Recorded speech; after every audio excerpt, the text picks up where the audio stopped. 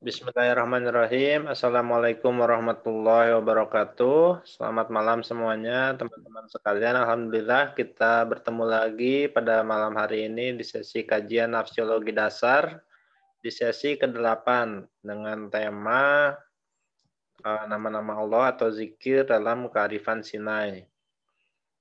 Pada malam ini telah hadir narasumber kita Mbak Gayatri Seha Hepzibah yang akan memaparkan presentasinya. Sebelum dimulai kita awali dulu dengan baca Al-Fatihah. A'udzubillahi minasyaitonirrajim. Bismillahirrahmanirrahim.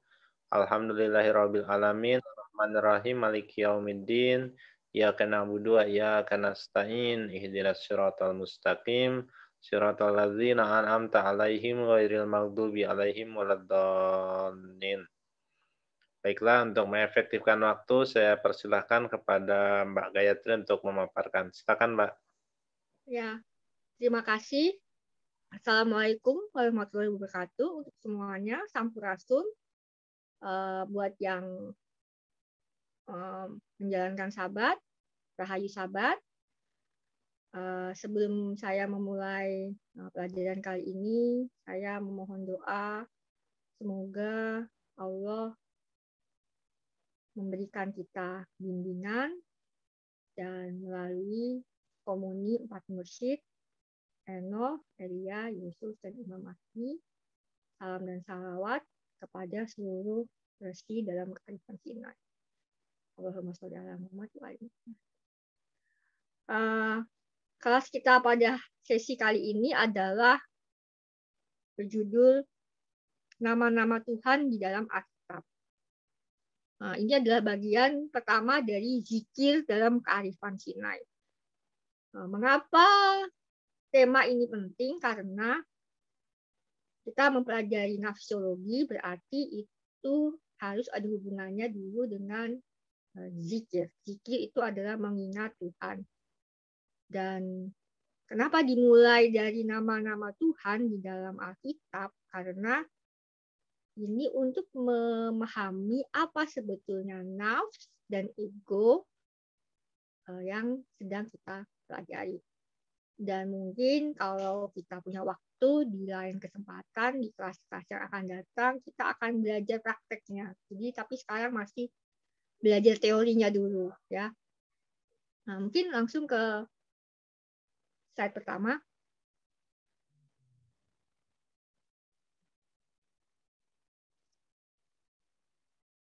Ya.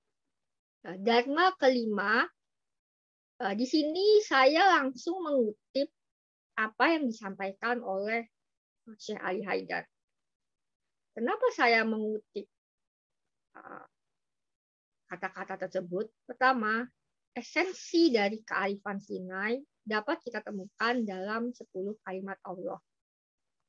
Yang juga sebetulnya bisa kita sebut sebagai 10 dharma. Ya, kalau di Hinduisme ada niyama, yaitu 10 tidak boleh. Ada 5 yama, 10 keharusan atau praktek spiritual. Atau kalau di dalam Buddhisme namanya Pancasila. Bukan Pancasila ideologi politik kita ya, bukan. Ini Pancasila Buddhisme. Nah, dari 10 dharma itu ada dharma yang kelima, yaitu kata-katanya adalah hormati bapakmu dan ibumu. Jadi pendeknya adalah menghormati ibu dan bapak. Ini satu-satunya loh perintah positif dari 10 dharma. Jadi kalau yang lain itu perintah jangan. Terus satu lagi perintah adalah menerima kan Tuhan. Nah, ini perintahnya itu kamu harus hormati ibu dan bapak. Oke. Nah, kenapa kita memulai zikrullah itu dengan pembahasan dari kenapa kok justru dari menghormati ibu dan bapak? Nah, ini saya kutip dari kata-kata Syekh Ali Haidar itu. Nanti bisa dibaca di dalam PDF yang saya sudah kirim pada Andi. Saya tidak tahu apa sudah dikirim kepada teman-teman, apa saya tadi sudah kirim ke email, saya lupa. Karena kita kan pindah hari ya, jadi biasanya saya kirimnya hari Jumat. Nah, yang bagian pertama itu, praktek spiritual paling sederhana adalah menghormati orang tua. Jadi, ada sholat, ada puasa, ada zikir, pertemuan tarekat-tarekat sufi. Tapi ini tuh bukan yang pertama kali diadvokasi oleh Dekalog. Yang diadvokasi Dekalog itu adalah justru praktek spiritual menghormati orang tua. Kemudian slide selanjutnya. Nah, bisa dikatakan oleh Syekh Ali, menghormati orang tua adalah latihan spiritual yang paling efektif. Ya. Kemudian dia juga mengatakan bahwa semakin kita punya orang tua yang kurang layak untuk kita berbakti kepada mereka, misalnya ada orang tua yang jahat atau orang tua yang menelantarkan anak-anak, teorinya adalah maka semakin cepat perkembangan spiritual anak-anak tersebut. Jadi kalau ada di antara kita di sini yang punya orang tua yang jahat, yang menelantarkan kita, yang membuat kita traumatik karena melakukan kekerasan terhadap kita, itu justru adalah jalan mempercepat kita spiritualitas kita, gitu kan. Nah, dan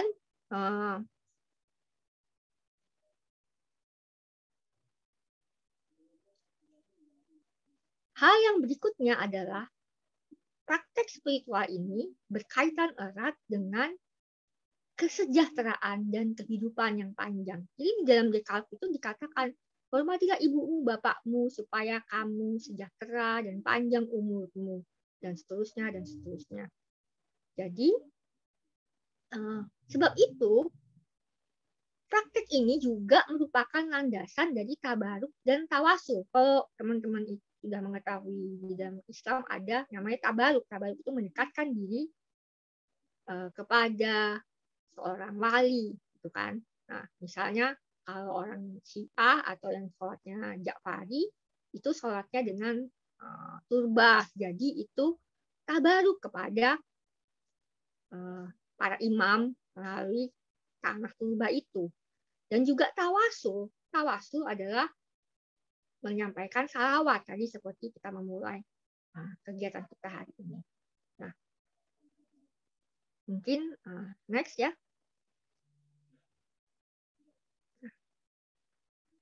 Kemudian disampaikan lagi oleh Syekh Ali bahwa kebaktian itu di sini bukan, jangan membayangkan kebaktian maksudnya ada seperti di dalam kegiatan Protestan ya, tetapi service itu adalah mungkin bahasa tradisi Islam adalah majelis pengajian dan seperti itu, atau majelis zikir ya. Karena kebaktian adalah mengingat nama-nama Tuhan, zikrullah.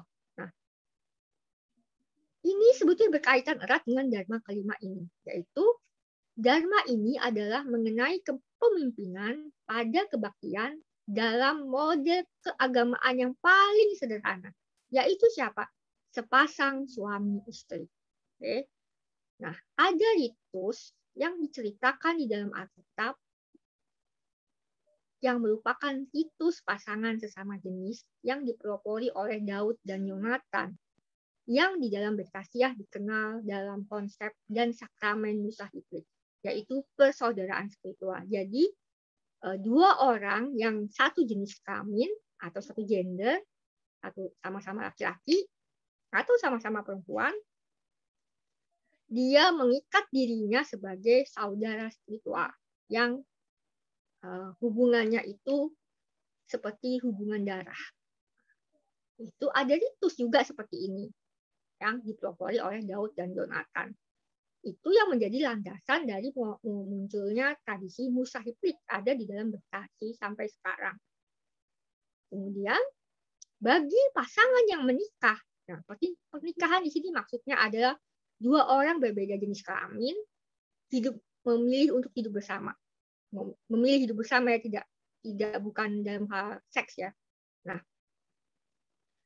dua pasang, kalau sudah ada pasangan yang menikah, terus misalnya contohnya begini, Andri dengan Nining, saya dengan suami saya. Nah, menjadi dua pasang suami istri ya kan? Karena Andri dengan suami saya bermusahiflik, saya dengan istrinya Andri bermusahiflik. Nah, ini sudah cukup, dianggap cukup sebagai satu organisasi agama dengan dasar dari Dharma kelima ini. Tetapi kalau di dalam konteks kita sebagai rumah tangga, ya, di dalam bahasa Turki ada istilah ocak. Ocak itu artinya heart atau pendiangan tempat berkumpulnya keluarga. Sehingga karena itu tempat berkumpulnya keluarga, pendiangan itu kan tempat perafian ya, maka dia menjadi nama untuk rumah tangga. Atau kalau di dalam bahasa Arab bait, ahlul bait gitu kan. Nah, siapakah ahlul bait? Siapakah ahli ocak? Ahli ocak adalah pasangan yang menikah secara permanen dan mengelola suatu tarekat. Tarekat itu kalau di dalam Hindu namanya akara. Kemudian siapa guru kulanya? Guru kula itu sistem pendidikannya. Yang mendidik siapa? Ayah dan ibu. Oke. Yang tapi juga terdiri dari siapa aja? Murid-muridnya anak-anak kan. Lalu ada para tamu, ada para pekerja, dan juga bahkan disebutkan hewan domestik di dalam. Jadi guru kula atau kalau di dalam bahasa Jawa mungkin itu yang kita kenal dengan kaulo itu kan. Nah, saya pikir itu kata itu dari dasarnya jadi kata guru kula. Atau kalau di dalam tradisi Islam kata guru kula itu setara dengan bait itu ya, ahlul bait itu. Nah, siapakah anggota ahlul bait? Itu ayah, ibu, anak-anak, tamu, pekerja, pokoknya siapa aja yang tinggal serumah itu. Kan kadang ada tamu yang lama gitu kan, atau ada pembantu ya kan, itu ahlul bait. Termasuk kalau zaman dulu ada budak. Budak itu sebetulnya adalah orang yang hidup makan, minum, tinggal di situ, tapi nggak dibayar. Itu adalah budak pada zaman itu. Kemudian dari model ini, yang sederhana ini, kebaktian zikrullah, majlis zikir ini ada dilakukan oleh baik. Nah, gitu. Jadi seperti itu. Sehingga dari sinilah kita menemukan adanya ritus zikrullah. Kebaktian zikrullah. Nah, sekarang kita akan melihat nama-nama Tuhan yang biasa disampaikan di dalam kebaktian zikir itu. Dan saya mengambilnya dari volume kelima, yaitu Al-Quran. Jadi saya tidak akan membahas semuanya karena nama-nama Tuhan kan banyak. Nah, mungkin next selanjutnya. Nah, di dalam volume kelima disebutkan adanya nama Allah di dalam Alkitab Ibrani. Kenapa disebutkannya di dalam volume kelima? Volume kelima kan Al-Quran. Jadi kan selama ini kita sering menemukan perdebatan bahwa Allah itu kan Tuhannya Islam, bukan Tuhannya orang Kristen. Orang Kristen bilang Allah itu kan nama dewa bulan dan seterusnya ya. Nah, inilah yang coba untuk dibahas oleh Syekh Ali di bagian Al-Quran. Mengapa kata-kata yang muncul awal-awal adalah Bismillahirrahmanirrahim, tapi kata Allah dulu nih yang dilihat. Oke? Pertama, dari teks ini, ya kan? Elohim adalah nama Tuhan yang serumpun dengan Allahumma dari bahasa Arab. Arab modern ya. Dia susunan dari kata alif, lam, dan ha yang merupakan kata tunggal. Kata majmuknya adalah Elohim. Atau kalau dalam bahasa Arab, itu tadi Allahumma. Oke? Kemudian ada kata Eloah dalam bahasa Ibrani. Dan kata Eloah ini padanannya adalah Allah. Oke. Kalau di dalam bahasa Kaldea ini masih bahasa Semit, itu ada kata Elo. Itu kita bisa lihat di dalam ulangan 32, 15, dan 17 ini. Ya kan? Oke. Next. Oke.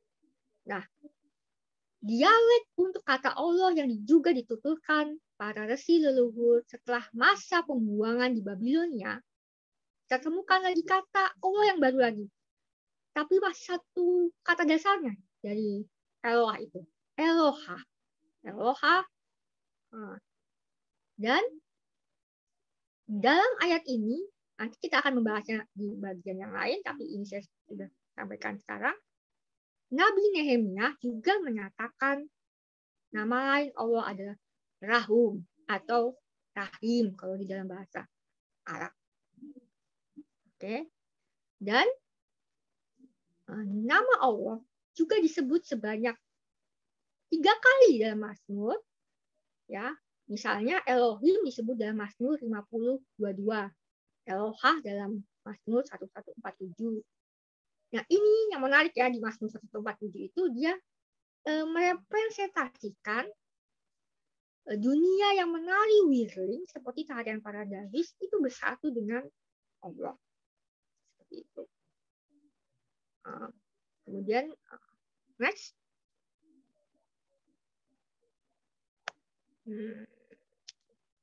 Psalm 50. Ya, itu tadi ya. Tuh. Yang saya sebut tadi ini berarti next ya. Nah, sekarang ini pembahasan yang agak panjang. Ada satu kitab yang sangat penting dalam membahas nama Allah. Dan yang paling unik, ini merupakan satu konsep teologi yang sebetulnya paling penting di dalam kearifan Sinai. Jadi ada banyak konsep teologi atau konsep ketuhanan atau konsep kalam, kata teologi di dalam tradisi Islam dikenal sebagai kalam. Nah, kitab Ayub ini membahas mengenai ini di gambar saya ini saya sedang melakukan SS terhadap seorang almarhum pendeta teologi kemakmuran yang terkenal, yang dia punya ternyata ketahuan ada skandal setelah dia meninggal ya. Nah, ada satu ceramah dia judulnya Kenapa Tuhan Membiarkan Segala Sesuatu Terjadi. Nah, ini itu dia teologi kemakmuran. Tetapi di dalam kitab Ayub ada teologi yang katakanlah berlawanan dengan yang disampaikan oleh Raffi Zacharias itu. Oke. Sebelum ke situ, di dalam Mazmur 139 dikatakan bagi mereka yang tertindas dan tidak mampu menghadapi atau tidak mampu melawan penindasan, maka nama Elohah disebut juga. Jadi Zikrulo itu sebagaimana imannya Abel dan Seth, imannya Seth itu adalah bagaimana kita berdoa untuk menghadapi kezaliman dan penindasan.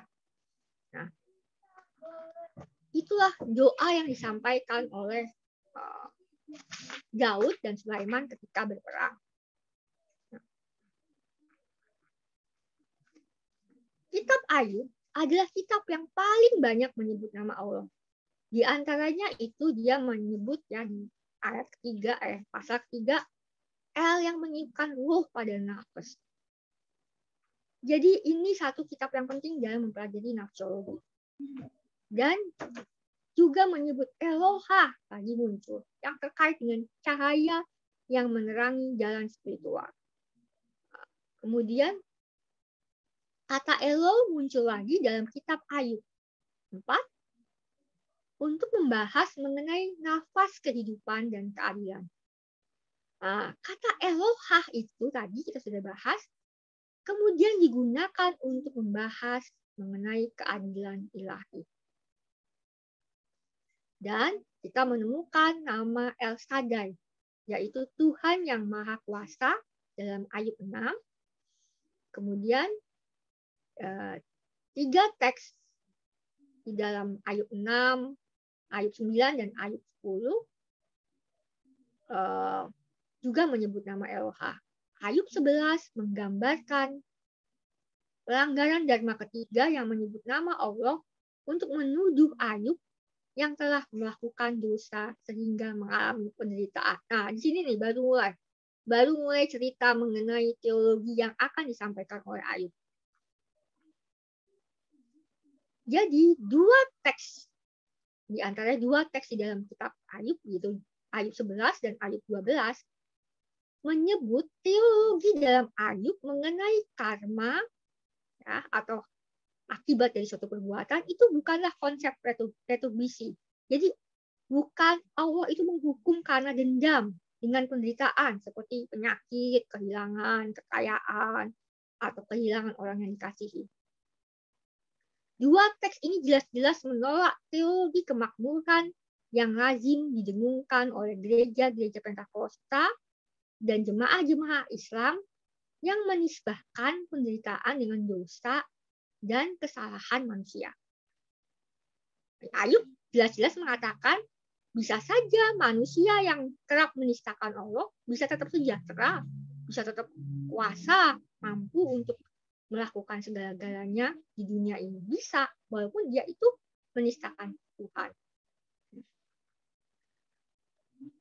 Ayat-ayat mengenai konsep teologis yang menisbahkan Allah dengan penderitaan juga disebut dalam tidak-tidaknya 5 atau 6 Elokah lainnya. Di dalam kitab lain selain kitab Ayub. Misalnya kitab Daniel.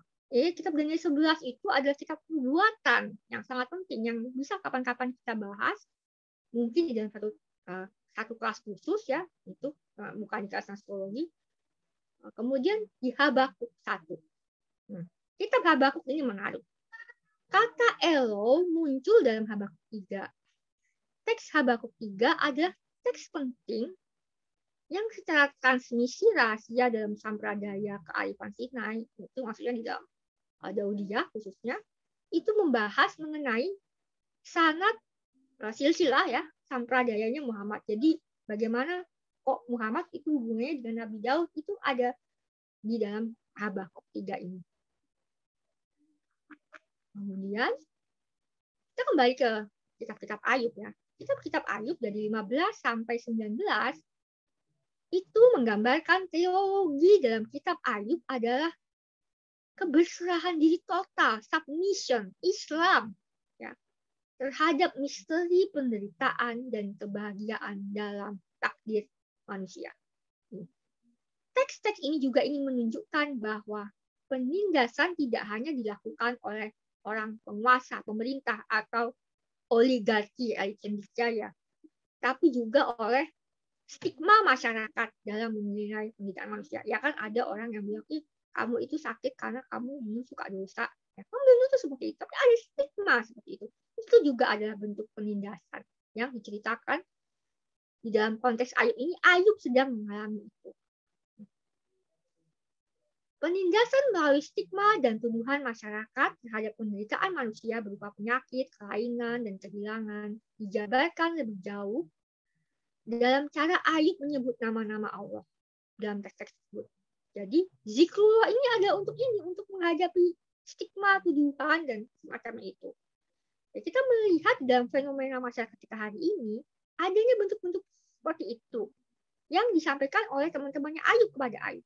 Misalnya, semoga kamu menerima hidayah karena kamu sakit, makanya semoga kamu menerima hidayah. Atau dia memberi stigma pada seseorang yang mengalami penderitaan karena dianggaplah berdosa. Itu seperti Majalah Hidayah atau sinetron Azab, ya. Itu model teologi yang ditentang oleh Ayub. Pokoknya hal-hal seperti itu yang pokoknya diminta bertobat, diminta melakukan ruqyah, diminta menebus dosa, ya kan? Nah, pokoknya di dalam teks-teks itu Ayub bersikeras bahwa dia tidak melakukan dosa dan dia tidak perlu memperoleh hidayah, gitu kan? Kemudian Ayub menjelaskan penderitaan manusia merupakan pergumulan raganya, baik raga jasad sebagai dia individu atau organ jasmani sebagai masyarakat luas. Jadi maksudnya gini, kalau ada bencana alam yang natural seperti gempa bumi, gunung berapi, atau misalnya tsunami, jangan langsung dinisbahkan itu karena adalah manusia berdosa. Itu teologi yang ditolak oleh Ayub. Itu kan kalau di dalam alam seperti itu kan, kalau di dalam manusia ada. Apakah orang sakit corona itu karena dia punya dosa? Kan enggak seperti itu, ditolak oleh Ayub. Jadi nama Allah dalam dua teks Ayub ini adalah simbol untuk mengkomunikasikan mengenai tatanan semesta. Ada Ayub 29 dan Ayub 31. Dengan cara ini, Ayub ingin menyampaikan mengenai kosmologi secara tauhid. Teologinya juga membahas kosmologi. Jadi tidak serta-merta menyederhanakan suatu persoalan bahwa misalnya terjadinya tsunami itu gara-gara orang melarung sesuatu di laut gitu kan, ada tuh yang seperti itu. Teologi sekarang tuh lagi populer tuh kan, dia seperti itu. Nah,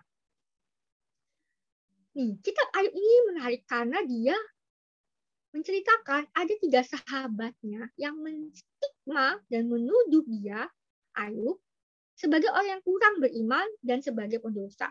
Nah, menarik nih, nama 3 temannya itu sebagai simbol juga. Pertama namanya Elifas. Artinya Tuhanku adalah emas murni. Nah, coba pikir, Tuhanku adalah emas murni. Ya, sudah suatu semacam teologi kemakmuran. Kemudian Zohar.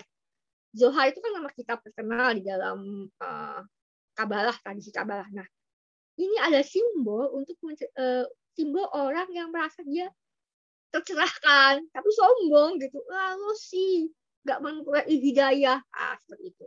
Kemudian ada nama Bildad, persahabatan yang lama, yang sudah lama dan sudah akrab. Ya, itu menggambarkan kita sering menganggap bahwa orang itu jauh dari Tuhan, sehingga orang itu mendapatkan satu penyakit, suatu musibah. Padahal belum tentu seperti itu. Ada kan di dalam masyarakat seperti itu. Nah, nama Ayub sendiri itu sebetulnya artinya orang yang mengalami persekusi. Makanya sebetulnya jangan kasih nama anak Ayub, nanti anaknya mengalami persekusi gitu kan. Nah, dengan kata lain, dia mengalami stigma, tantangan penindasan karena penderitaan yang dialami. Jadi kebalikannya gini, ada orang yang mengalami penderitaan karena ditindas. Misalnya orang miskin yang miskin secara struktural. Tapi ini Ayub enggak. Ayub kan ternyata kaya, sehat, punya banyak anak gitu kan. Terus dia tiba-tiba hilang semuanya tuh. Kesehatan, kemakmuran, istri, anak, hilang semuanya. Karena itu dia justru ditindas. Itu kebalikannya dari orang yang menderita karena ditindas. Ini dia udah menderita makin ditindas. Nah, itulah Ayub. Kemudian, nah ini yang menarik.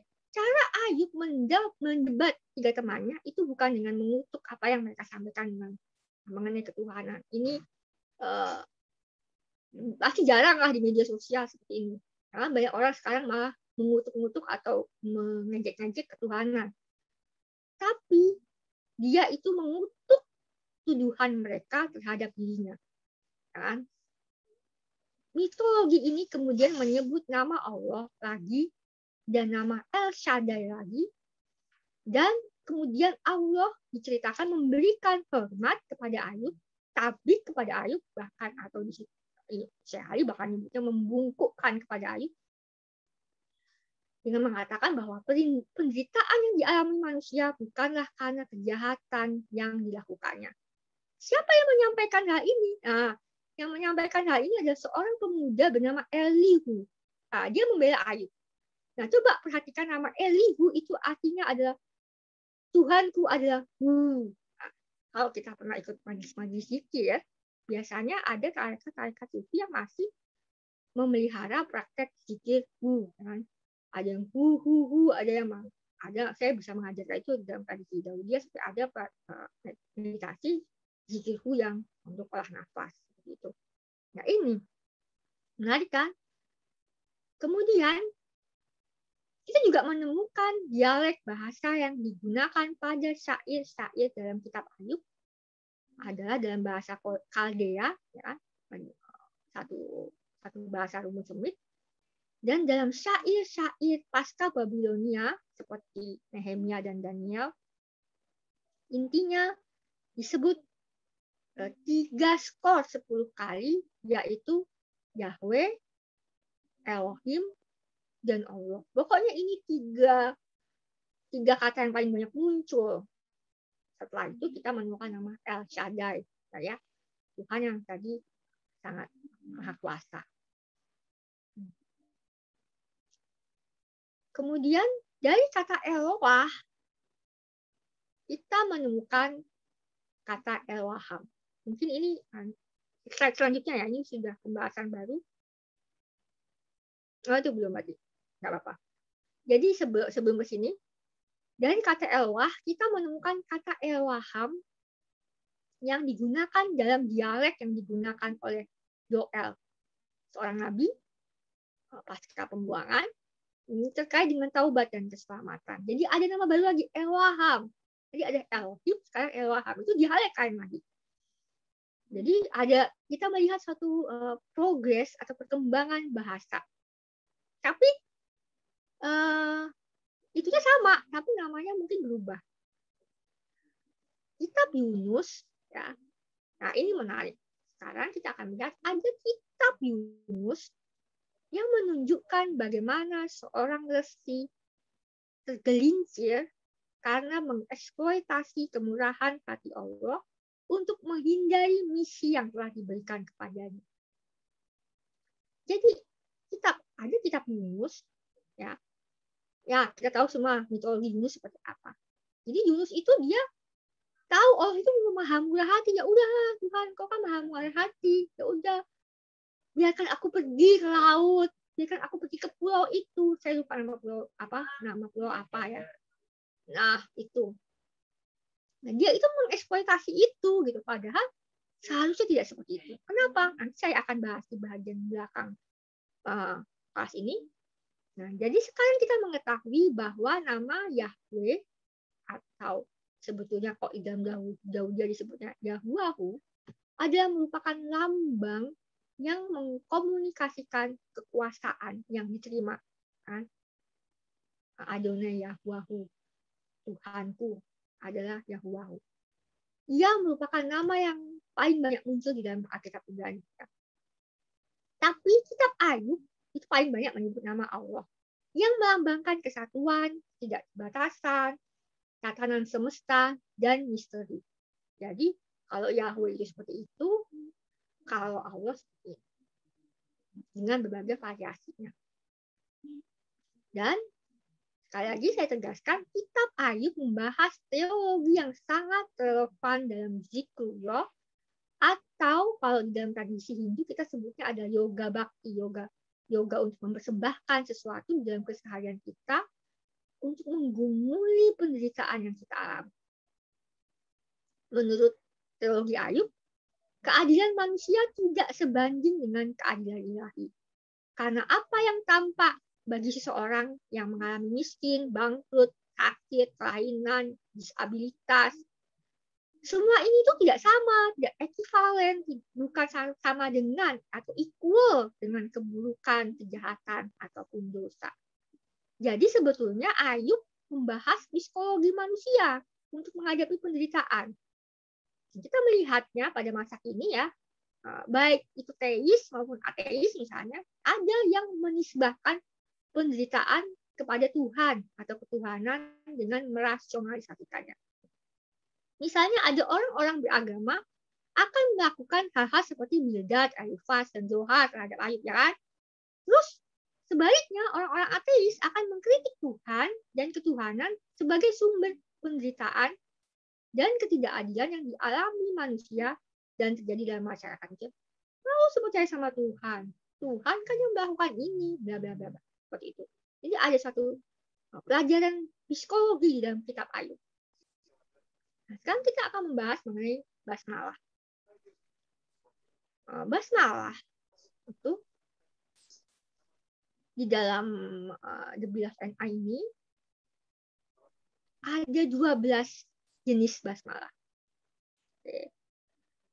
Pertama yang perlu dibahas adalah basmalah merupakan simbol untuk mengkomunikasikan bagaimana seseorang sebagai anggota baik itu harusnya berjalan atau berada dalam nama Allah.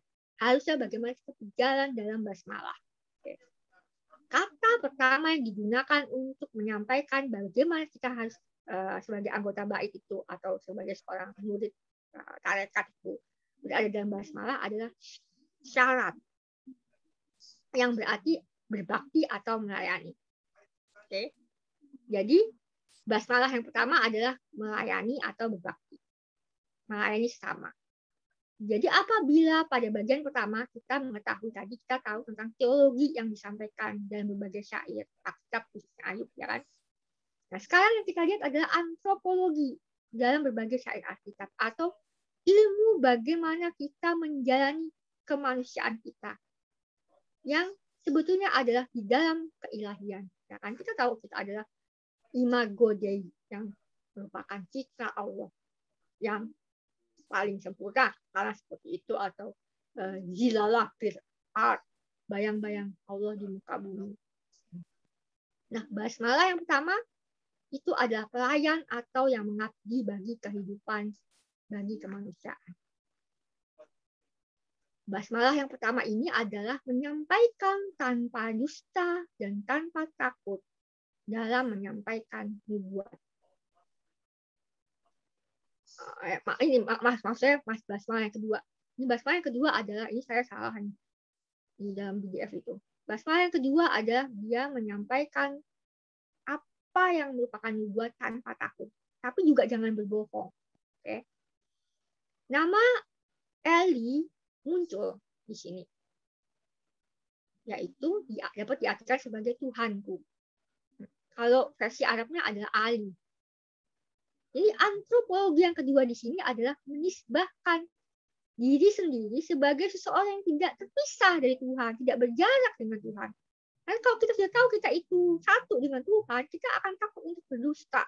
Kita akan takut akan menyampaikan kepalsuan. Bagi kalau kita sampaikan dalam nama Tuhan. Kita mengklaim begini-begini dalam nama Tuhan. Nah, apakah betul seperti itu? Nah, pertanyaannya seperti itu. Nah,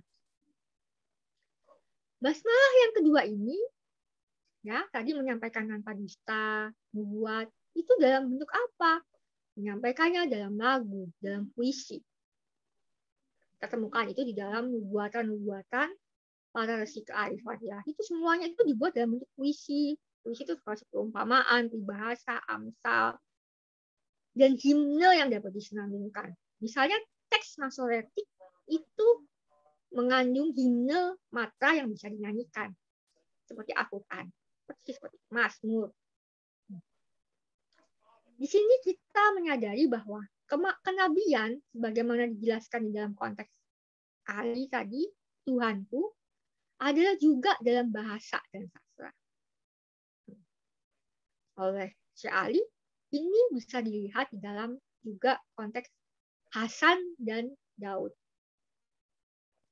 Hasan dan Hussein adalah dua nama yang terkait erat dengan rukun kata yang berarti indah, tampan, elok, rupawannya dua. Kata ini ditemukan di dalam kata Hosen. Jadi Hosen itu variasinya kemudian berkembang menjadi Hasan dan Hussein. Yang itu kata ini adalah nama batu nujum, Urim dan Tumim. Jadi pendeta-pendeta di Israel itu punya zirah, baju zirah pendeta. Ada 12 batu yang melambangkan 12 suku Israel yang disebut sebagai Urim dan Tumim. Itu batu nujum sebetulnya, jadi semacam stonemancy atau melihat meramal melalui batu. Seperti itu. Makanya kalau di dalam tradisi Islam seperti orang Sufi, Syiah, misalnya, senang batu akik, mungkin karena pengaruh itu yang mungkin gitu kan. Nah, kemudian basmalah itu juga merefleksikan ingatan mengenai Daud yang terpilih dan kehadiran Mesias. Berarti kehidupan dalam basmalah itu juga berarti kesediaan dan kepasrahan bahwa ada penderitaan yang dialami. Ada yang akan dialami. Dan contohnya ada Imam Hussein. Tapi di sini juga penderitaan Daud dan Yonatan loh. Mereka adalah Musahib, tapi Saul, bapaknya Yonatan, itu kemudian membenci Daud, iri pada Daud, kemudian memerangi Daud. Ini kan satu penderitaan. Kita juga kemudian melihatnya di dalam guru Kula Muhammad dan baitnya Ali dalam bangsa Hashim dan Bani Quraisy. Ya kan sebetulnya Yazid yang memerintahkan pembunuhan terhadap Musa itu masih sepupunya sendiri. Bukan seorang yang jauh asing, bukan, masih sepupu 4 atau 5 gitu kan kalau nggak salah ya. Gitu. Nah, basmalah itu tadi sudah basmalah yang keempat. Sekarang adalah basmalah yang kelima. Basmalah yang kelima adalah memberkati. Kata-kata di dalam beberapa teks itu bukanlah basmalah, tapi basyama Yahuwah, atau bolehlah kita sederhanakan dalam lidah Indonesia kita adalah basma Yahweh gitu kan. Oke. Nah, kata yang digunakan untuk basmalah yang kelima ada di dalam Mazmur ke-298, itu birkat, dari kata barak. Nah, jadi antropologi kelima adalah bagaimana kita itu bisa saling memberkati antara sesama kehidupan. Kemudian basmalah yang keenam, mungkin saya lupa ya, itu teks berikutnya ada basmalah nggak? Oh belum ya, Mas. Tadi itu. Basmalah keenam adalah mendirikan mesbah dengan batu atau altar kebaktian yang dapat dipahami, mendirikan dan mengelola organisasi yang sederhana. Oke, tadi kan kita itu sudah menerima sabda firman. Ya. Kemudian kita sudah menerima berkat, sehingga kita bisa memberkati. Artinya ada roh di dalam itu. Kalau sudah ada roh, sudah ada nafs, kita bisa memberkati. Sekarang kita butuh raga, kita butuh badan. Nah, ini ya konsepnya adalah di dalam basmalah ke-6, yaitu kita mendirikan dan mengelola organisasi yang sederhana, sebagaimana pernah dicontohkan oleh Imam Bakir. Yang Imam Bakir itu biasanya diartikan sebagai seseorang yang memiliki pengetahuan yang mendalam. Organisasi sederhana di sini tadi saya sebut adalah akara, yaitu sistem pendidikan dengan guru pula yang mengelolanya, ada guru, ada murid, ya kan? Ada sistem di situ, ada buku pengajaran dan sebagainya. Yang dalam tradisi Sampradaya adalah bertujuan mewariskan kearifan, mentransmisikan sains dan pengetahuan untuk menyintas dan menghadapi penindasan. Nah, sekarang kan sudah punya body, sudah punya raga, sudah ada sistem, sudah ada pengetahuan. Kita menemukan basmalah yang ketujuh, yaitu Imam Ja'far Shadiq. Kata Ja'far itu bisa diartikan sebagai wadah atau wahana, atau kalau dalam bahasa Yunani ada Keli. Keli ini satu simbol yang sangat penting di dalam tradisi Kabbalah misalnya ya. Dan Sadik itu juga penting dalam tradisi Kabbalah, yang di dalam Amsal 10:25 ada kata-kata para sadik adalah fondasi dunia. Kesadikan dicontohkan oleh Nabi Elisha ketika dia menghadapi perisakan, stigma, perundungan, pemujatan oleh 40 pemuda yang merupakan anggota kelompok mayoritas dan arus utama. Dia merasa berwenang untuk menyebut nama Allah, untuk membungkam dan merendahkan upaya Elisha dalam menghadapi penindasan. Jadi kan biasa itu ya, kita sekarang mengalami itu kan dalam media sosial kita sekarang. Nah, ini sudah dicontohkan oleh Elisha bagaimana itu harus dilakukan. Jadi karena kita sudah punya pengetahuan, kita sudah menjadi wadah bagi itu, maka kita jangan diam aja menghadapi perisakan, stigma, perundungan, dan seterusnya. Nah, jangan membiarkan mereka karena dia mayoritas misalnya bisa berwenang-wenang seperti itu. Nah, kemudian basmalah ke-8 itu mengingatkan kita pada kisah Sinai. Ya, kenapa? Karena ada nama Imam Musa Kazim. Nama Kazim biasanya diartikan sebagai orang yang pemaaf, toleran, dia punya kesabaran. Tapi basmalah ini justru melakukan perlawanan terhadap penindasan dan kezaliman, ya kan? Tapi caranya bukan langsung frontal.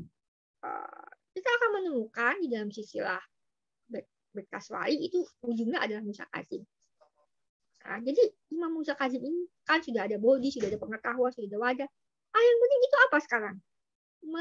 Membangun jejaring organisasi rahasia. Karena kita sudah ada di dalam penindasan ini, hegemoni. Apa yang perlu kita lakukan? Itu makanya pada masa bekas wali itu ada banyak ya kelompok-kelompok sufi, dia tuh sebetulnya kerap mengguncang tirani, bahkan menyusup dalam anggota kelompok gazi atau militer, yang tujuannya adalah supaya meredakan hegemoni itu. Sekarang ada basmalah ke-9 yang direpresentasikan oleh Imam Ali Ridho. Di situ kata Ridho kita bisa temukan kata azar yang senada dengan kata Ridho. Azar, Ezer, Ezra adalah penolong. Kita udah belajar ya Ezer Kenokdo. Imam Ali Reza adalah kisah mengenai pengkhianat. Terhadap apa? Terhadap seorang resi Parampara, seorang guru penerus. Jadi menjadi manusia dalam nama Allah, yang ke-9 adalah menjadi penolong. Karena Tuhan itu Maha Penolong, kita juga jadi manusia adalah Maha Penolong. Jadi walaupun Imam Ali Ridho itu ditindas seperti itu, dibohongi, dia tetap menjadi penolong.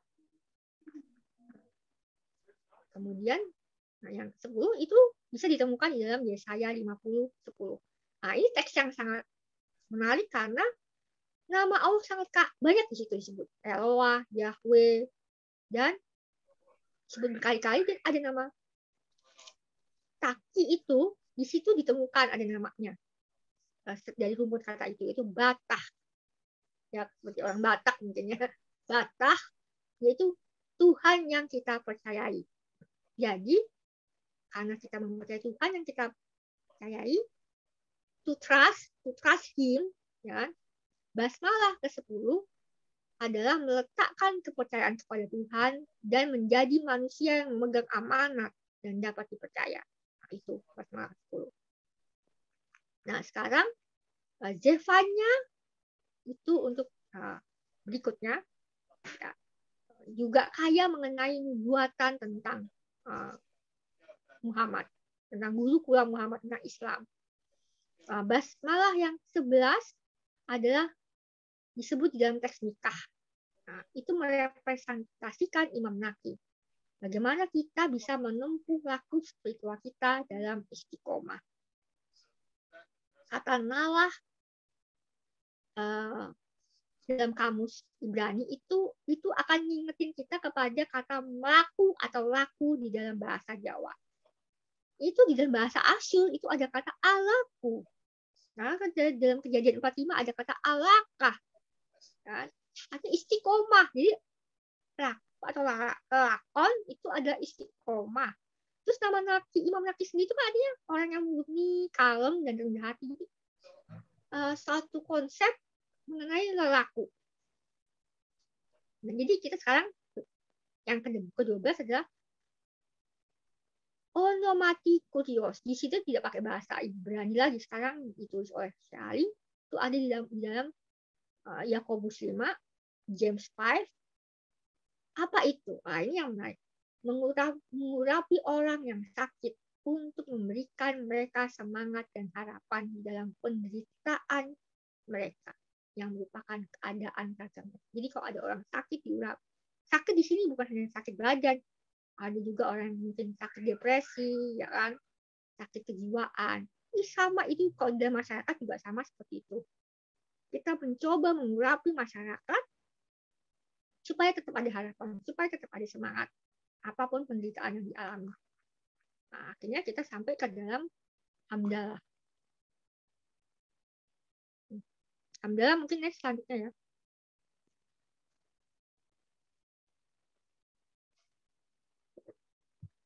Kata hamda, menarik kata hamda itu kan ayat kedua itu di dalam Al-Quran adalah Alhamdulillah Rabbil Alamin. Bismillah terus Alhamdulillah. Kata alhamda dalam bahasa Arab itu kan konotasinya puji-pujian, ya. Tapi kalau di dalam bahasa Ibrani itu konotasinya itu dambaan, hasrat, desiring, ya kan? Di dalam Yesaya 32 itu ada hasrat seseorang yang depresi, dia mendambakan kedamaian dan ketentraman pikirannya. Kan orang stres, aduh aku pengennya damai, aku nggak pengen stres, aku pengennya bahagia. Itu dambaan orang yang stres, depresi, ya kan? Atau mungkin masalah mental. Atau orang seperti saya, yang kalau saya sakit autoimun, gejala saya masih banyak. Apa yang saya dambakan? Saya ingin remisi. Saya tidak ingin minum obat steroid saya lagi. Itu dambaan. Itu ada contoh ayat Yesaya 32. Tapi ada hasrat lain, ada dambaan lain. Nah ini nih, biasanya apa itu? Pemuda jomblo yang mengharapkan seorang istri itu diceritakan dalam Yesaya 23. Jadi bentuk dambaan yang berikutnya adalah para jomblo yang ingin segera menikah atau punya pasangan. Tapi ada lagi nih, ini kan ada macam-macam nih. Dambaan apa? Ada orang yang pengen berhasrat akan kebun anggur yang subur. Nah, itu kan berarti hasrat kepada kekayaan, ingin sekali kaya, ingin pokoknya punya kapal mewah keliling dunia, ya seperti itu. Itu damba. Itu ada di dalam kejiwaan kita hasrat seperti itu. Tetapi itu juga yang terpancar sebagai nama lain Tuhan. Kita menghasati, kadang-kadang kita menghasati Tuhan itu seperti itu. Dan itu disimbolkan pada nama Ahmad dan Muhammad juga.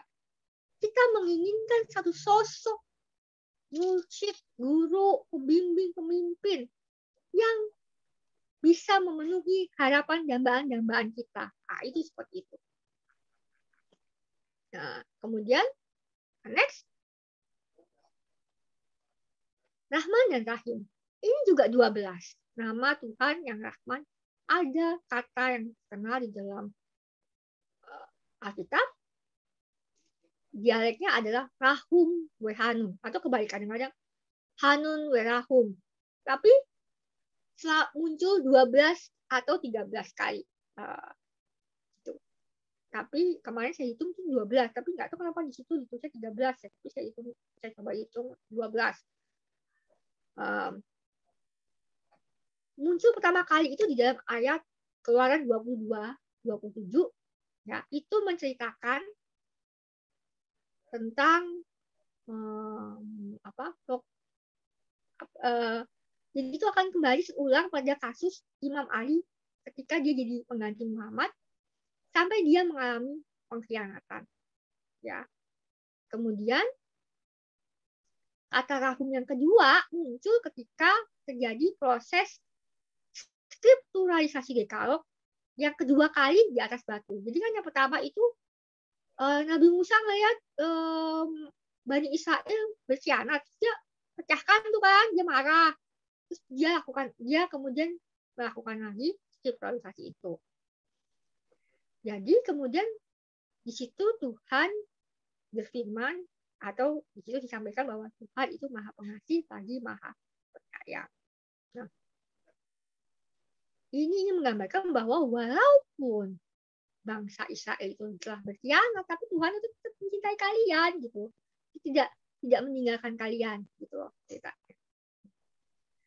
Nah, ini kalau kita refleksikan itu kembali terjadi kan pada peristiwa Hasan pada tahun 661 setelah meninggalnya Imam Ali, kemudian pada 670 Masehi ketika beliau dibunuh. Kemudian Rahum Wehanun yang keempat, ya, itu ketiga dan keempat. Itu ada dalam teks Nehemia dan Mazmur. Kita lihat efek dari apa yang dialami oleh Imam Husain itu sampai kepada Imam Ali, Zainal Abidin. Di sini mesti ada pengkhianatan, ada muridnya yang terlibat terhadap kezaliman itu. Ali menciptakan Allah tetap Maha Pengasih lagi Maha Penyayang, mengampuni mereka yang bertobat dan minta maaf. Nehemia 9 itu mengingatkan kita pada trauma yang dialami oleh Imam Ali Zainal Abidin. Ya kan dia melihat sendiri ayahnya dibunuh, dibantai, ya pasti trauma. Dan sehingga beliau menjadi seorang yang sangat zuhud di dalam, seperti kita lihat di dalam karyanya Sahifah Al-Sajadiyah. Nah, Rahum Wehanum yang kelima itu Mazmur 86. Ya. Ada harapan, meski ada persekusi tadi kan, ada trauma, ada jalan untuk tetap kita survive nih. Itu ditunjukkan dalam kisahnya Muhammad Baqir. Tadi kan udah ceritain dia membangun jaringan-jaringan itu, ya. Jadi ada kesempatan, masih ada kesempatan. Mari kita pulihkan lagi kezaliman ini. Mari kita usahakan tetap mengakhiri penindasan mereka. Nah, akhirnya kata sadik kemudian muncul dalam Mazmur 111 yang merupakan Mazmur untuk sabar. Nah, ini Rahum Wehanum yang ke-7. Ke-6, sorry. Mazmur ini merefleksikan kembali pengalaman Imam Ja'far Sadiq. Nah, dia kan seorang polimet. Polimet itu dia menguasai berbagai ilmu pengetahuan. Nggak cuma sains, natural, tapi juga filsafat, matematika, teologi, dan seterusnya, fikih, dan lain sebagainya. Nah, dia bahkan ada pelopor dari berbagai tradisi pengetahuan di dunia muslim kan. Nah, dia juga kembali menghasilkan kitab yang kalau di Daudiyah disebutnya Buiruk, Bekasnya nyebutnya Buiruk, kalau Syiah biasanya nyebutnya Ja'far, yang mensyarahkan tentang 4 kitab untuk para mursyid selanjutnya. Yang ke-7 ya, Rahum Wehanumnya itu adalah kita menemukan kata-kata anak cucunya akan diberkati dan akan menjadi angkatan orang yang benar yang akan diberkati. Ya, kita ingat jadi itu dalam Al-Baqarah 124 ada juga kata-kata seperti itu kan, hanya pada orang-orang yang adilah akan kupusakai ya kan bumi ini. Nah, itu skala dengan ini. Jadi kita melihatnya sudah menjadi kenyataan sekarang bahwa baik itu dari silsilahnya Musawi, Musa Kazim, atau Ismail yang diklaim oleh Ismailiyah, toh mereka telah melakukan satu hal-hal yang merahmati dunia, ya kan, banyak organisasi filantropi dari Ismailiyah yang telah melakukan kebaikan-kebaikan di Asia Tengah dan India. Kemudian setelah itu Mazmur 116 ada kata semua manusia itu pembohong. Nah, itu mengingatkan kita pada masa Imam Ali Ridho yang dia dibohongin kan. Dia akan dijanjikan untuk tahta di Abbasiyah. Dan itu sudah dimulai ketika zamannya Abbasiyah berdiri kan. Dia mengklaim kerajaan atas nama Muhammad ibn Ali Al-Hanafiyah itu. Nah, dalam Rahum Wehanum yang ke-9 kita menemukan Mazmur 145 akan mengingatkan kita pada pergumulan dan perjuangan Imam Taqi yang bukan hanya dia khianati, tapi dia di kawanan kerajaan dan dia adalah mursyid yang meninggal paling muda, umurnya 26 tahun dia meninggal. Bayangin, 26 tahun itu masih muda banget ya. Jadi ada waktu jeda sekian tahun lamanya sampai kita muncul Imam Naqi. Nah, itu diceritakan di dalam Yoel 2. Kemudian Imam Hasan Askari kan menutup ya, dengan rangkaian 12 ini sebelum Mahdi mengalami kegaiban. Kemudian di sini yang ini disyarahkan oleh The Belief and I adalah mengenai penyalahgunaan, abusing, dan juga eksploitasi terhadap kemurahan hati Tuhan. Nah, tadi ingat ya, Yunus tadi melakukan itu ketika dia tidak mau dan putus asa dengan misi yang memanggil dia. Aku putus asa nih, masyarakatku seperti ini. Ya, kemudian Yunus 4 ini menceritakan keadaan yang berulang kembali dalam dunia muslim. Kemudian next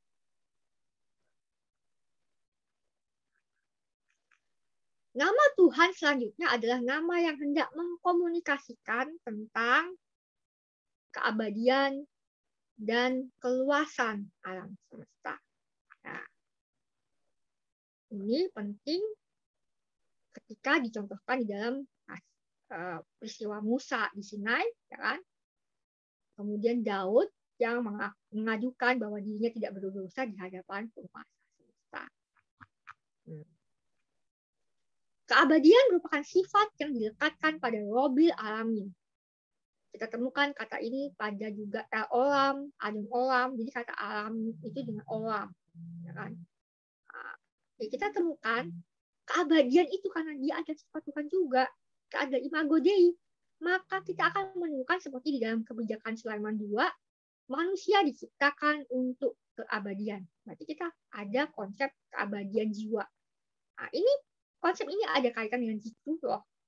Ada kaitan tadi kan dari maka 5. Kalau kamu menghormati orang tua, kamu akan hidupnya panjang. Nah, itu. Ada kaitan dengan ini. Nah, itu akan kita bahas nanti di kelas selanjutnya. Teks, nama-nama lain Tuhan.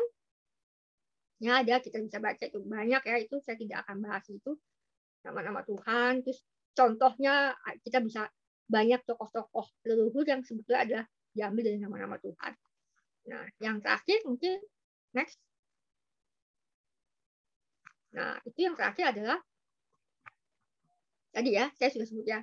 Simbol-simbol tadi. Ada basmalah, ada 12, melayani sesama, itu adalah menikmat sesama, itu simbolnya adalah Imam Ali. Imam Ali. Iya, ya kan? Jadi ada 12 nama Tuhan, kalau itu berarti Yahweh disebut sebanyak 3 kali. Kedua, sastra atau estetika, puisi tadi ya, kemudian menulis kembali. Nah, itu pada zaman Imam Hasan, ya kan, itu kan terjadi upaya untuk menulis kembali supaya tidak hilang. Kemudian menggumuli penderitaan dan melawan penderitaan, Imam Hussein. Jadi kemudian yang selanjutnya ada memberkati. Apa juga jadi dalam nama Allah itu memberkati. Tetapi apa manifestasi dari rahum hanunnya, zuhud, itu dicontohkan oleh Imam Ali Zainal Abidin. Kemudian dalam nama Allah yang berikutnya, tadi kan sudah kita punya kesadaran bahwa kita adalah melayani, kita punya sabda, kita tahu tentang penderitaan, kita memberikan berkat bagi dunia, gitu kan, kita hidup zuhud. Dan apa itu kita? Dalam nama Allah kita mendirikan tadi tarekat dan kemudian bait itu tadi, atau akara dan gurukula kalau dalam bahasa Sanskrit. Ini untuk apa? Itu strategi untuk menyintas dan untuk menghadapi penindasan. Dicontohkan oleh Imam Bakir. Dan kemudian kita sudah punya itu, berarti kita harus bisa menghadapi stigma, perisakan, karena kita berjalan di dalam ilmu pengetahuan, disimbolkan oleh Imam Ja'far tadi. Itu adalah tentang kesadikan. Ya. Nah, yang ketujuh, ingat ya, kita dulu ada numerologi 7 itu adalah satu numerologi siklus. Selalu berhubungan dengan siklus atau generasi. Itu kita bersabar dalam membangun jaringan. Di dalam rahum berhanum kita ada seperti melakukan parenting. Jadi, yang namanya tarekat, namanya sampradaya itu adalah parenting, bukan leadership seperti hierarki, itu bukan. Parenting. Nah, yang selanjutnya adalah apa itu? Kita sudah punya jaringan, apa itu? Menolong sesama. Nah, di dalam menolong sesama, kita pasti akan menemukan apa yang disebut dengan blessings in disguise. Kita kan suka menganggap bahwa ada hal-hal yang merupakan keburukan. Misalnya pandemi ini. Ternyata pandemi ini itu kan ada blessing in disguise juga mungkin ya. Kita jadi bisa punya kelas seperti ini. Itu disimbolkan oleh Imam Ali Ridho. Dan selanjutnya adalah kalau kita percaya kepada Tuhan, trust in Him, ada tetap beramanah, dan itu dengan memegang amanah itu adalah bentuk kesatiaan. Itu disimbolkan oleh Imam Taqi. Nah, selanjutnya, tadi yang belum dibahas lebih jauh oleh saya adalah kalau kita sudah meletakkan harapan kita kepada Tuhan, maka kita akan bergantung kepada Dia. Itu takwa. Ya kan kita ingat kemarin pelajaran itu pembahasan kata tikwa, ingat ya itu ya. Nah, dalam takwa itu juga berarti kita selalu berusaha untuk bertobat. Walaupun kita mungkin nggak merasa ada dosa dan salah, ya kan? Itu disimbolkan oleh Imam Naqi. Nah, yang terpenting dari semua ini adalah istiqomah atau konsisten. Apa itu istiqomah? Dan disederhanakan sebagai laku kita. Kalau di dalam Jawa ada ilmu itu apa sih bahasa Jawa jadi Pak? Ilmu itu itunya lakon, itu lakon dengan 4 itu kan. Itu. Jadi di dalam laku itu berarti kita berupaya untuk tegar dan teguh. Itu nggak ada teguh di sini kan. Teguh Sugiharto. Terus itu disimbolkan oleh Imam Hasan Askari. Walaupun dia seperti itu deritanya, dia lahir di dalam tawanan, dia berusaha tetap istiqomah dan konsisten dan teguh. Nah, kemudian yang terakhir, dalam basmalah kita tetap berusaha mengurapi yang sakit. Kita tidak meninggalkan orang-orang yang sakit. Sakit apa aja, sakit jiwa, sakit badan saya misalnya, saya sedang sakit. Atau sakit masyarakat ini. Nah, tetap. Itu artinya apa? Berarti kita tetap eling dan waspada. Itu disimbolkan oleh Imam Mahdi yang tutup oleh Mungkin itu dulu dari saya. Terima kasih.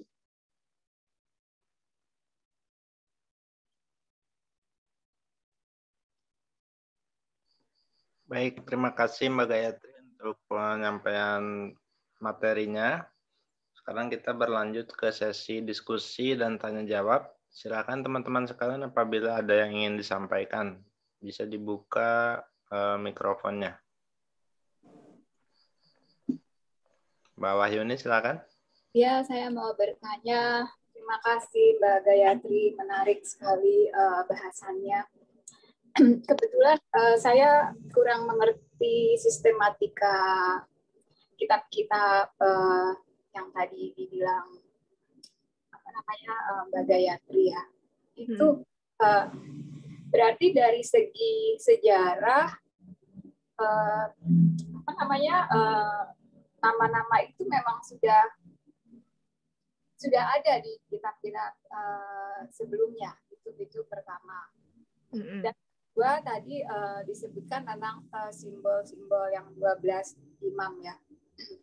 Itu apakah itu juga berarti bahwa tiap kalimat-kalimat itu menggambarkan sosok imam 12 yang disebutkan tadi, yang dari yang pertama dari siapa, Imam Murtaza ya, sampai yang terakhir. Dan apakah itu juga bermakna bahwa penindasan itu adalah yang para imam itu lawan sejak dari dulu sampai sekarang. Itu saja Mbak Gayatri, terima kasih untuk sementara. Ya, ya betul.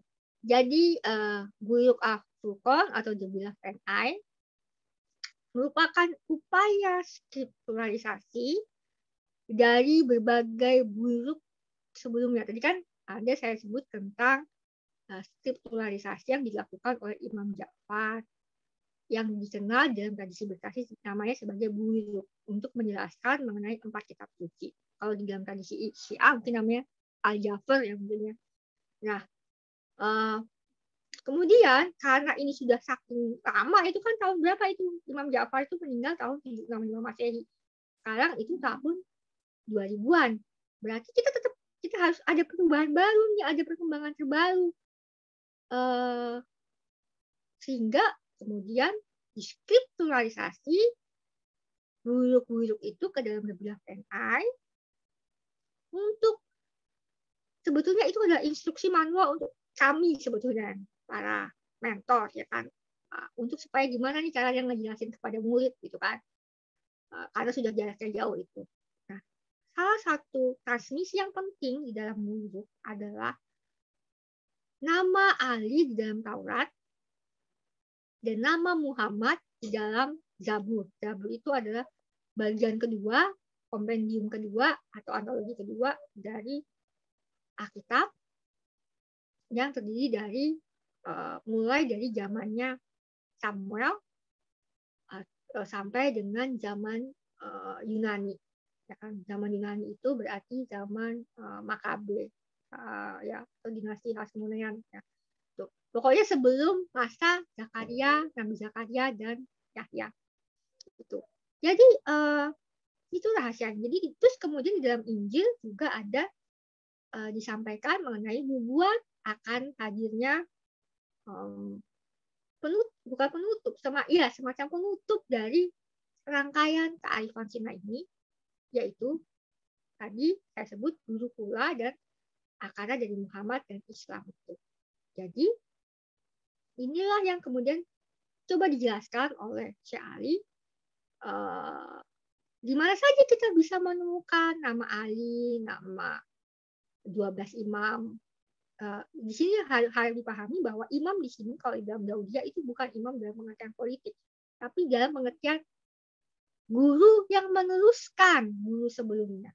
Nah, bisa saja guru itu kemudian harus terlibat politik praktis seperti Daud, seperti Nabi Muhammad, yes, dia harus terlibat politik praktis seperti Imam Ali ketika dia jadi khilafah yang keempat.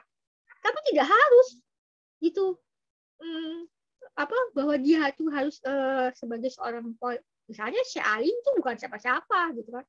Dan dia juga tidak harus sebagai seorang yang menerima satu wahyu baru, enggak.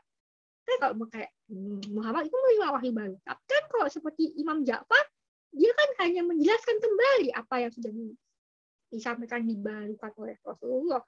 Itu bedanya imam dan pengertian ini ya. Jadi dijelaskan bahwa di dalam buyut itu di mana saja kita menemukan nama-nama imam itu 12 imam, nama Muhammad dan kelanjutan. Jadi konsepnya di sini memahami bahwa yang namanya nubuatan itu ada sesuatu yang bersifat berkelanjutan, sustainability dari dulu sampai sekarang dan ada pola yang sama. Zaman Musa seperti ini, Nabi Musa itu terjadi lagi misalnya kepada zaman Musa Kazim tadi kan saya ceritakan. Ada satu pola yang sama sehingga itu satu refleksi cermin yang sama. Kalau kita lihat ya kan di kosmos alam kan juga begitu. Ada siklus matahari bertemu dengan bulan setiap tahun sekali gitu equinox misalnya kan. Kemudian ada siklus 4 musim. Begitu juga di dalam sejarah kemanusiaan kita. Ada sesuatu yang berpola. Walaupun sosok-sosoknya adalah orang baru. Katakanlah orang baru. Tapi kalau di dalam tradisi Kabbalah kan meyakini adanya Gilgul, yaitu reinkarnasi. Sehingga siapa tahu itu bukan orang baru, tetapi raga yang baru. Bisa jadi juga seperti itu. Nah, kemudian pertanyaan yang kedua tadi apa, Mbak? Iman ya. Ya, iman dari para resi kearifan Sinai seperti yang saya sampaikan di tema kelas sebelumnya adalah iman Set kan. Iman yang baru setelah genosida ya kan, genosida terhadap Abel. Kan Abel itu kan pasrah, dia tidak melawan, pasifis. Enggak, sekarang digantikan karena dia sudah punah, penggantinya adalah Set. Set adalah imannya adalah berdoa, menghadapi kezaliman dan penindasan. Doa di sini juga bukan hanya doa doang, tapi itu adalah doa dan usaha. Kalau dalam ada Zumya ini, yakin usaha sampai, ya mungkin seperti itu. Doa itu maksudnya seperti itu gitu kan. Jadi makanya sebetulnya Zikrullah itu juga bermaksud untuk bagaimana kita bisa survive. Jadi kita pernah bahas ya sebelum ini. Survive-nya itu di sini bukan hanya survive raga, tapi survive jiwa gitu. Bagaimana kita selalu di dalam setiap momen kehidupan kita ini adalah untuk menyempurnakan jiwa kita. Nah, salah satunya adalah kita tidak jadi penindas, kita tidak jadi seperti Kain, tapi kita jadi si Set. Nah, gitu, Mbak.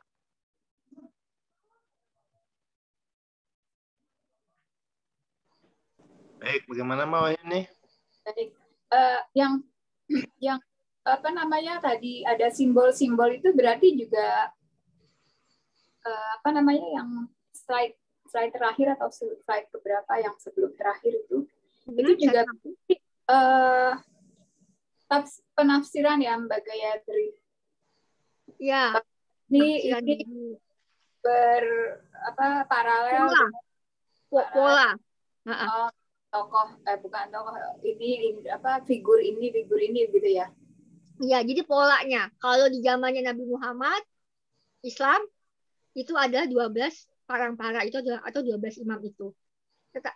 Tapi ada sudah sebelumnya. Makanya ada tadi disampaikan dari Alkitab, ya kan, Taurat, Zabur, Injil. Nah, polanya itu kalau dalam nama basmalah itu 12 itu, kalau Rahum Bayanum 12. Nah, kalau dalam zamannya Nabi Muhammad simbolnya adalah 12 musik itu. Ya. Ya, terima kasih. Baik, terima kasih Mbak Wayuni. Silakan yang lain ada pertanyaan barangkali. Pak Maman mungkin atau ya? Iya, mau nanya sedikit aja Kang. Mungkin ada, ya mungkin Mbak Yatri bisa cerita sedikit nggak kalau mungkin ada catatan atau mungkin informasi kira-kira sebelum Nabi Muhammad gitu ya, tentang zikir-zikir jahar itu sudah ada mungkin ya, kayak tarekat-tarekat yang sekarang itu. Maksudnya sebelum Nabi Muhammad? Iya, maksudnya sebelum. Kalau dalam sejarah kan sebenarnya tarekat-tarekat itu kan setelah kewafatan Nabi Muhammad ya. Cuma saya tertarik sebelum Nabi Muhammad kira-kira sudah ada catatan belum tentang kegiatan kelompok orang yang melakukan zikir jahar itu maksudnya yang keras seperti itulah, kurang lebih itu Mbak. Oh, maksudnya yang kayak atau betul.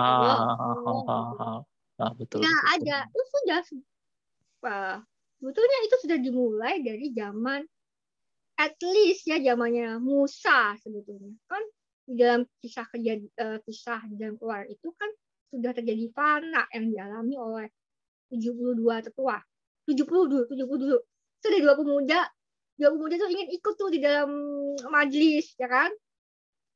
Nah, dia entah bagaimana 2 pemuda ini akhirnya juga kena fana gitu loh. Karena dia ingin ikut, tapi karena dia masih muda, dia belum boleh tuh masuk sebagai di dalam lingkaran tetua-tetua itu. Itu sudah ada presidennya di kisah Musa. Kemudian di dalam kisah Samuel, Samuel itu melihat Saul mengalami fana. Nah, jadi sudah ada fana seperti model-model zikir-zikir yang keras itu. Kemudian nanti kita melihat di dalam Rakabiah. Rakabiah itu kemudian dinisbahkan kepada Elia. Kalau saya meyakini bahwa itu adalah tarekat yang sanadnya dari Elia, karena itu dia yang penting ada dia tidak boleh minum anggur, ya kan? Kemudian dia tidak boleh bertani, pokoknya dia banyak tantangan, tapi itu juga ada semacam jejak-jejak yang mungkin ya yang bisa disebut sebagai fana atau eskatik seperti apa? Eskatik seperti itu, eskatism gitu kan. Terus itu terus berlanjut sampai di dalam zamannya Yesus itu sebetulnya ada seperti itu, bisa dicari di Injil. Cuman yang saya ingin sampaikan di antara Yesus sampai Muhammad itu sebetulnya ada loh dalam monastik sufi, monastik Kristen, tapi ini yang mungkin lebih ke oriental ya, ke Kristen oriental kan kita tahu ya wilayah Nabatea, Aksum, Hinya itu ya. Misalnya ada namanya apa namanya itu, anak-anak konvenan. Jadi ada tarekat namanya anak-anak konvenan, itu dalam bahasa Arabnya Bani Kiamah. Itu ada sebelum zaman Nabi Muhammad. Saya menduga bahwa modelnya yang tarekat Islam itu sebetulnya awalnya itu seperti Bani Konvenan itu. Jadi di situ ada satu organisasi yang jelas, ada mereka yang memilih tidak menikah, tapi ada yang juga yang menikah, gitu kan. Kemudian ada yang bertugas begini dan begitu. Kemudian ada majelis zikirnya, terus ada penyembuhannya, ya seperti itu ada. Jadi sudah ada jauh sebelum zamannya Rasulullah. Jadi kalaupun zamannya setelah Rasulullah ada, itu hanya semacam kelanjutan saja. Dan selalu menyesuaikan diri dengan dinamika di situ, sehingga ada yang tipikalnya keras gitu kan, ya kan, majelis zikirnya, terus ada juga yang soft atau menyanyi yang sederhana. Gitu mungkin, Man. Iya, thank you. Iya, kurang lebih saya yakin juga sih memang pasti bibitnya atau mungkin awal mulanya pasti sudah ada dari jauh sebelum Nabi Muhammad, tapi mungkin nggak banyak terbuka aja informasinya, yang mungkin seperti itu Mbak ya, kurang lebih ya. Iya, itu aja. Oke, thank you. Baik, terima kasih Pak Maman. Silakan yang lainnya mungkin Mbak Tati. Ada pertanyaan? Kalau saya ingin bertanya ke Mbak Gayatri itu tentang ini, Mbak. Sebenarnya kalau Yahweh atau Yahuwahu itu pengertian letter luck-nya apa sih secara harfiah gitu? Sepertinya kita pernah bahas ya sebelumnya, itu dari asal kata hawa, yang menghidupkan, yang menggerakkan. Setelah ada ruah itu masuk ke dalam nafas, ya kan? Itu kemudian kita menyadari bahwa ada hawa, kehidupan. Itulah kita mulai menyebut Yahuwahu itu. Makanya Yahuwahu itu disebut sebagai apa? Bisa dikatakan sebagai sifat Tuhan yang memberikan kita kehidupan. Dia adalah Tuhan kita. Ya kalau kita udah nggak ada hawa, kita nggak ada ruang, nggak ada nafas, kita berpisah dengan raga kan, kita mati ya kan sih. Kita harus bertuankan pada itu supaya kita tetap hidup, kita tetap seperti nafas dan ruahnya Tuhan, seperti itu. Yang memberikan kehidupan ya. Yang memberikan kita daya, atau kalau zaman kerennya sekarang energi gitu. Hawa itu mungkin ya energi gitu kan. Energi yang agung, yang atau daya, yang kata energi kan kalau dalam bahasa Sanskrit nggak salah daya ya gitu. Atau bahkan juga bisa gaya. Gayatri itu bisa juga ada 3 energi.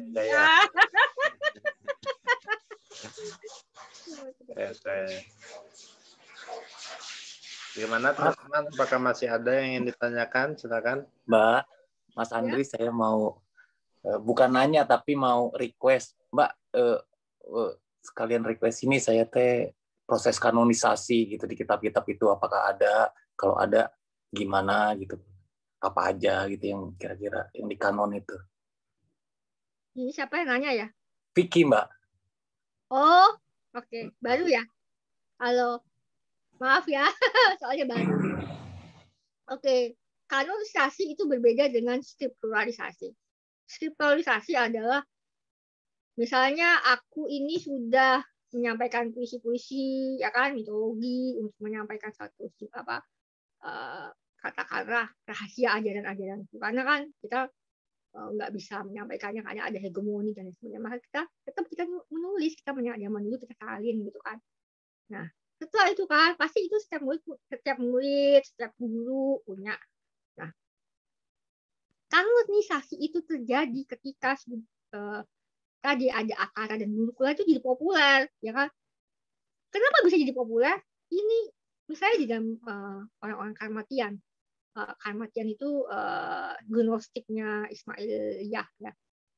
Dia itu populer karena dia itu gurunya, misalnya aku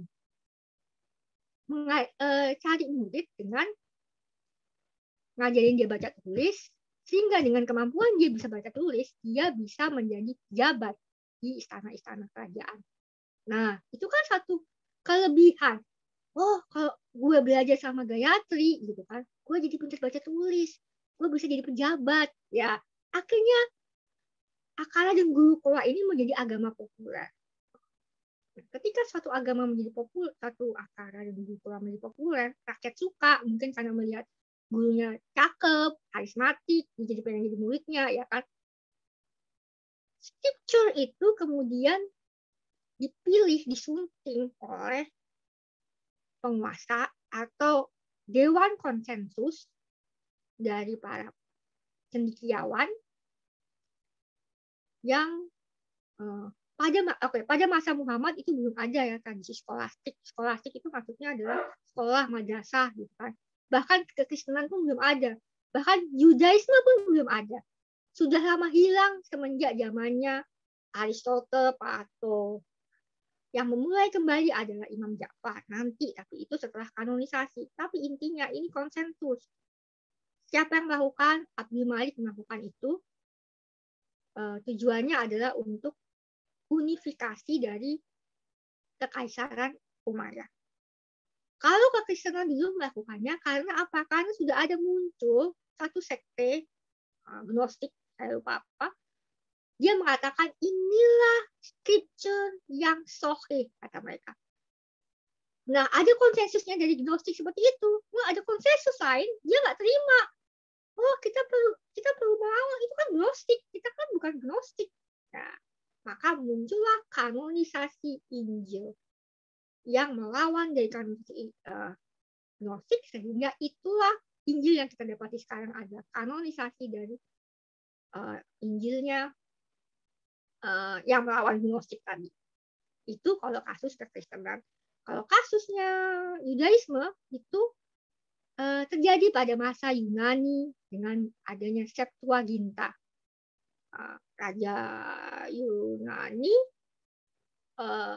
ingin agar ada satu terjemahan resmi dari Alkitab Ibrani, maka dikumpulkanlah para rebai-rebai itu pada masa itu untuk menghasilkan itu.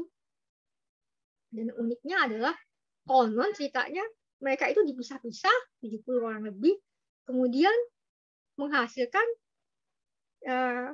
teks kanon yang sama. Jadi misalnya ini antologiku, kemudian antologinya Andi, pas dipisah, loh kok bisa sama? Padahal kita tinggal jauh-jauhan, kita nggak WhatsAppan gitu kan, nggak zoom-zooman gitu kan, kok bisa sama? Nah, itu konon ceritanya itu kasus dari zaman Yunani seperti itu, sehingga kemudian diterjemahkan menjadi teks Septuaginta. Nah, itu kasusnya Yudaisme. Jadi kanonisasi itu ada hubungannya dengan menjadi agama imperialisme yang tadinya merupakan agama rakyat, karena rakyat itu senang. Mendingan kita unifikasi, maka itu jadilah kanonisasi. Itu bedanya dengan skripturalisasi. Seperti itu mungkin, Vicky. Kalau di Islam, Mbak, gimana, Mbak? Oh ya, kalau Islam tadi itu tadi. Abdul Malik melakukan kanonisasi yang kedua. Yang pertama Utsman. Utsman itu masih murid Rasulullah. Kalau Abdul Malik itu kan bukan. Dia melakukannya bersama dengan Gubernur Al-Hajjaj. Dan sebetulnya di dalam 2 kelas sebelumnya saya sudah jelasin gini ya. Pertama, yang penting diingat lagi. Apapun scripture yang dipilih itu tidak penting. Karena apapun yang dipilih oleh penguasa, tujuannya adalah itu untuk dijadikan alat kekuasaan. Pertama itu. Kedua, karena agama atau tradisi sampradaya itu meyakini adanya spirits atau roh-roh yang masih hidup, saya sudah jelaskan, mereka itu tidak mati. Mereka yang syahid itu tidak mati, tapi masih hidup. Jadi, apapun isi dari kanonisasi, apapun dari scripturalisasi, itu ada intervensi dari roh para leluhur atau katakanlah musik-musik dalam penggaiban. Jadi misalnya aku menulis seperti ini ya, misalnya. Itu bukan aku sendiri yang melakukannya. Ada juga yang membimbing aku secara spiritual, mungkin memberikan aku wangsit, memberikan insight, inspirasi gitu kan. Sehingga makanya kan orang-orang rasionalis itu selalu akan berkata, saya itu hanya mengetik saja, saya hanya penanya Tuhan, gitu kan. Saya hanya mesin tiknya Tuhan. Itu maksudnya itu seperti itu, karena dia menyerahkan diri sepenuhnya kepada bimbingan yang gaib itu, yaitu Allah dan para pembimbingnya. Maka itu terjadi dalam skripturalisasi dan kanonisasi. Jadi oleh karena itu dua hal itu penting diingat, sehingga kalau ada orang membahas Al-Quran atau Alkitab itu mengalami cacat atau mengalami kesalahan atau apa segala macam, itu sebetulnya itu bukan masalahnya yang penting gitu. Masalah yang penting ada apapun scripture yang dipilih. Nih, kalaupun scripture yang benar-benar yang terpilih itu yang katakanlah yang benar-benar ditulis oleh seorang resi itu, yang misalnya Rasulullah gitu kan, atau benar-benar ditulis oleh Yesus. Tapi kalau itu yang dipakai untuk alat kekuasaan ya sama saja. Jadi bukan itu poinnya. Poinnya adalah itu tadi, bahwa semua yang penting ada untuk menghadapi penindasan dan kesalahan. Karena apapun, pisau aja kan bisa kan untuk membunuh, bisa untuk masak. Nah, itulah kita bisa melihatnya juga di dalam kasus skripturalisasi maupun kanonisasi. Itu mungkin dari saya. Baik, bagaimana Pak Vicky? Cukup ya? Atur nuhun, cukup. Baik, terima kasih. Pak Ardianto Rusli mungkin ingin bertanya atau berkomentar, boleh? Baik, kalau tidak ada lagi, ya gimana Pak Ardianto? Tadi sudah open mic? Oh enggak, cukup. Oh, tidak jadi ya? Lalu. Baik, mungkin sudah jam 9 lebih, bisa penutup saja mungkin Mbak ya? Pada kelas kita kali ini, kita baru membahas mengenai nama-nama Allah. Sedikit saja, belum semuanya, karena tidak mungkinnya kita mengcover semuanya. Di dalam kearifan Sinai, terutama nama Allah Bismillah, Hamdalah, kemudian Ar-Rahman dan Ar-Rahim, dan kemudian Robbil Alamin yang ada di dalam Bismillah, Al-Fatihah.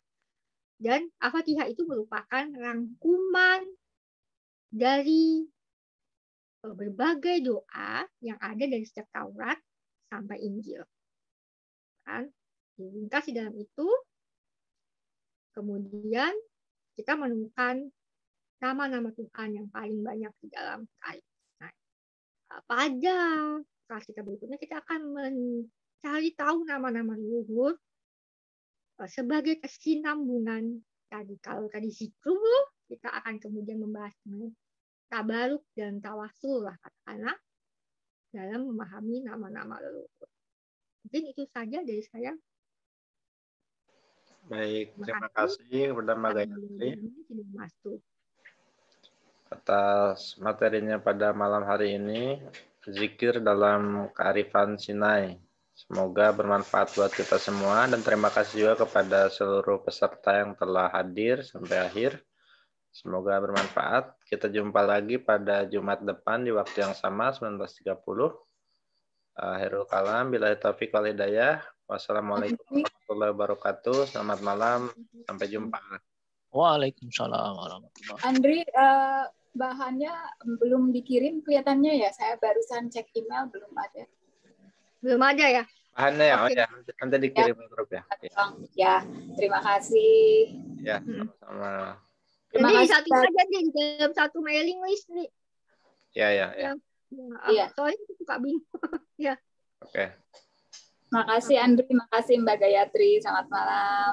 Terima kasih. Yang lain juga.